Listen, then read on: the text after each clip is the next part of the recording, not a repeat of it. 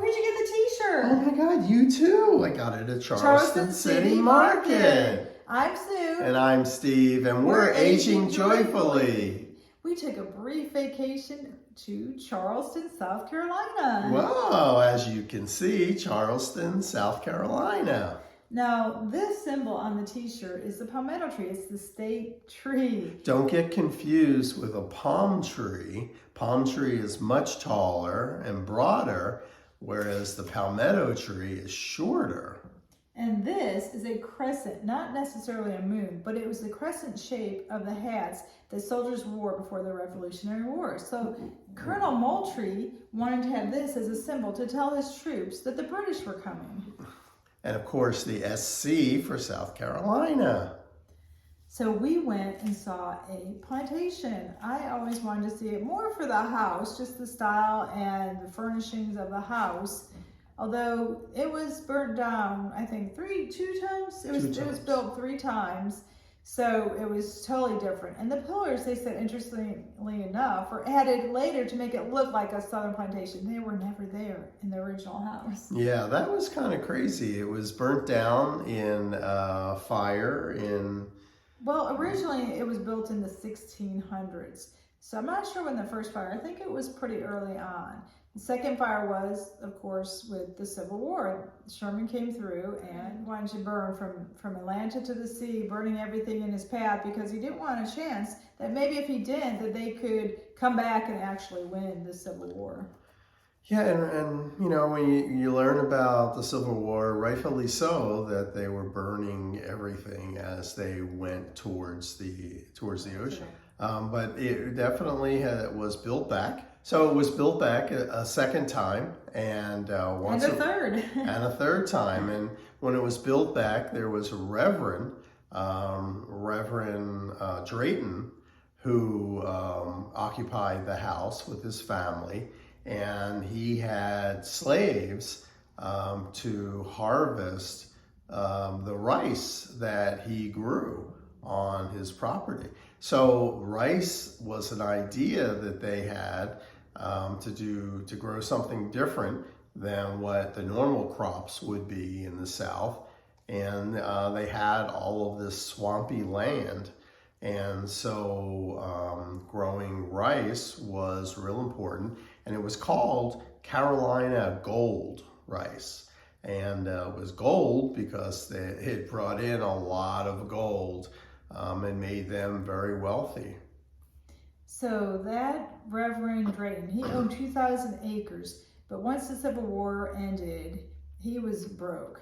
So he had to sell off 1,500 acres. I wonder who he sold it to and who had the money to get, you know, I'm sure it was devalued. I'm sure he didn't get what it was worth. So he was left with 500 acres, and he created some gardens there that later he would actually charge money for people to come and view the gardens. And they said it was like $1.25. It included a box lunch. I'm wondering what kind of lunch that was. Yeah. But that's how he was able to keep it. And then it passed down through the generations, and 12 different generations have owned that plantation. Ooh, wow, that's incredible. So the plantation has slave homes on it. Where slaves lived when they weren't working, but they worked and harvested rice. And if you don't know, rice grows about 4 to 5 feet high in swamps, and then at the top of the stalk is the rice kernel that slaves would pick. So they'd have to wade into the water and pick this rice. So they could be in the water all day long. And there are huge mosquitoes. Mosquitoes were spreading malaria at the time. There are also alligators in the swamps. So in a short time we visited the plantation, we were eaten up by mosquitoes. I can only imagine what it was like being in that water. We did not bring mosquito repellent. And it was incredibly hot, so we got a small feeling of what it was like to be on that plantation. Now then, you know, the mosquitoes have malaria, but we've heard just this week as we were on vacation, we heard malaria is back in the U.S. And as I'm covered in mosquito bites, I'm like, well, could they be here? Yeah, that's kind of scary when you think about it. But cabins. Watch our video on the plantation. We're going to show some of the slave cabins. And also, ironically, there are two men who work the gardens, who keep the gardens looking great, that descendants were slaves on the plantation. I think that's incredible. Amazingly, descendants of the slaves lived in these cabins until 1989, when Hurricane Hugo hit and the cabins were destroyed. That just blew our mind. We just did not realize that. Yeah, that's incredible. That the cabins could be occupied that long. I mean, we walked through the cabins and they were, of course, nothing special.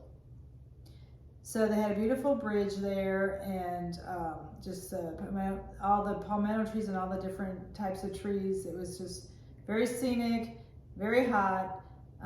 Watch our other video on the trip to Fort Sumter.